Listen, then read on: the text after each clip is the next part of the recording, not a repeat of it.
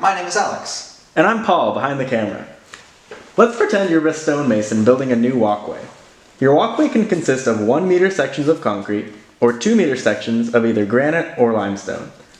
Granite and limestone, as we all know, cannot be placed next to each other due to erosive acceleration of the material. And we also want to have a pretty path, so we don't want to have any more than 2 of each granite or limestone in a row. So now we're faced with a problem. How many different combinations of these different stone choices can we make for our path if it is n meters long? This can be solved with a recurrence relation, as we will demonstrate today. Your intuition for this problem might be to try to figure out how many different ways you can jam the stones into the path. But we're going to approach it differently. We're going to look at the path that would already be built of n meters long and figure out how we can add on to this path with always valid combinations. The way we can construct this is using the tree structure method, which Alex is going to show us about today. So say we have this length of n that we want to build. First off, we're going to take into account each of the 3 options. We have C for concrete, L for limestone, and G for granite. Concrete is a 1x1 slab, and since it doesn't have any constraints, it can always come at the end of any other sequence.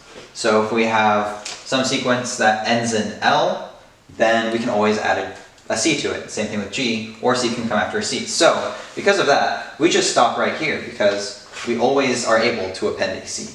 With L, it's a little bit more complicated. L can come after a C, but not a G. So we have to take that into account.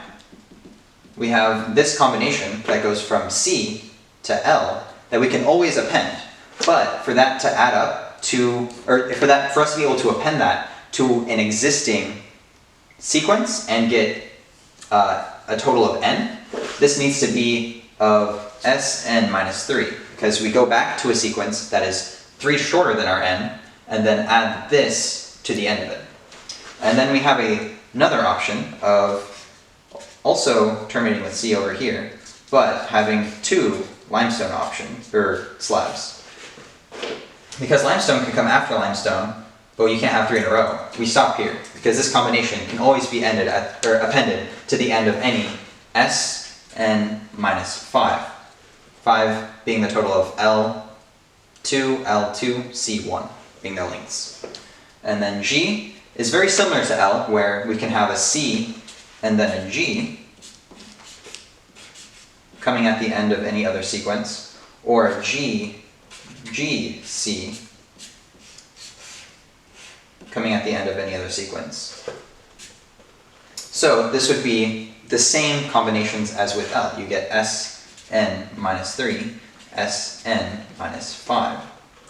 So now, taking into this account, this is Sn minus 1, because any length n minus 1, you can always append a C to the end of it and get a valid sequence. So now we want to compile this all into one formula.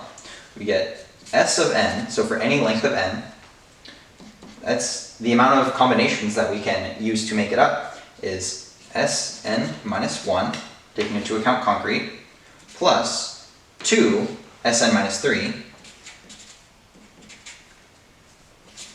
plus 2 Sn minus 5, because of the 2 combinations of length 5 that we can always append to any sequence.